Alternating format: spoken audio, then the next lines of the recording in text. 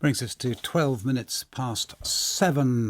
The Chancellor, Rishi Sunak, is said by this morning's Times to be making plans for a temporary windfall tax on the big energy producers. There is a careful but trenchant case made for such a tax over the weekend by a senior Conservative, indeed a former Financial Secretary to the Treasury, Jesse Norman. That senior Conservative MP for Hereford is on the line. Morning to you, Jesse Norman.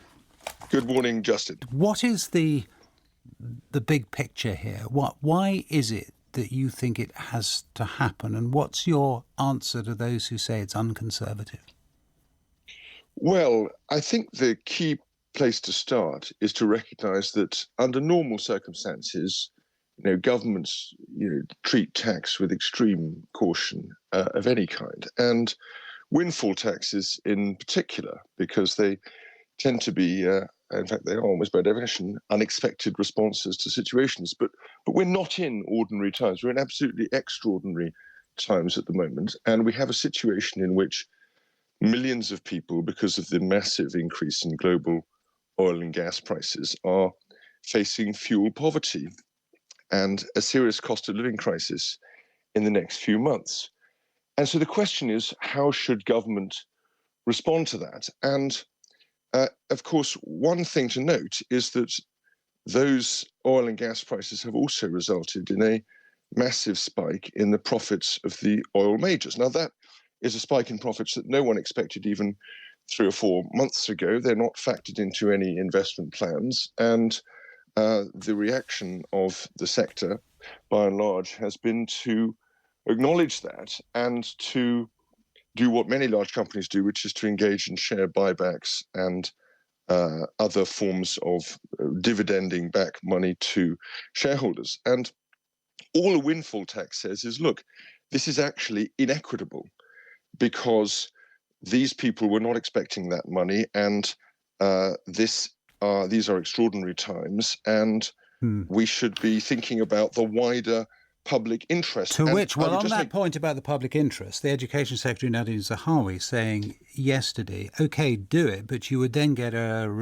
result of dividends being cut, dividends which are part of everyone's pension pots. Who receives the dividend, he said? Pensioners through their pension funds. In other words, the public would suffer from this tax. Well, of course, he's a very thoughtful person, and this is a serious matter, and that's a real concern. I don't think it's a concern in this case for 2 reasons. One is a windfall tax would have to be a well-defined and temporary intervention. The dividend position of those investors is massively improving anyway because of the increase in oil prices. And, of course, I think all Conservatives need to recognise that even Mrs. Thatcher passed a couple of windfall taxes quite early on in her time in office, in her more pragmatic, less ideological phase, because she recognised that she needed to raise the money and that there were some sectors that in particular could afford to make a contribution to the wider public good. And when it comes to the details of that, is it then possible to structure the tax, do you think, in a way that encourages investment or doesn't reduce investment?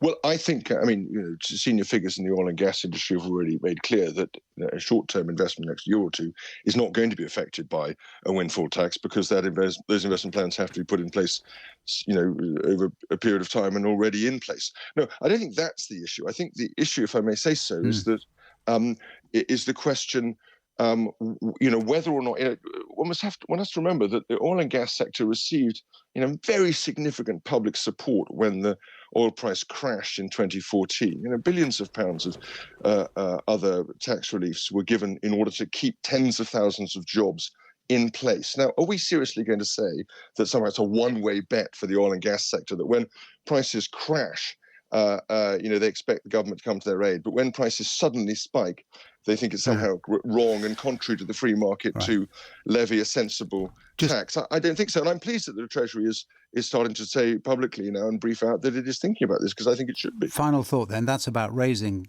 money. What about spending it? Are you one of those who believes that the uplift to universal credit, which we did have during the pandemic, was then got rid of, should be reinstated now?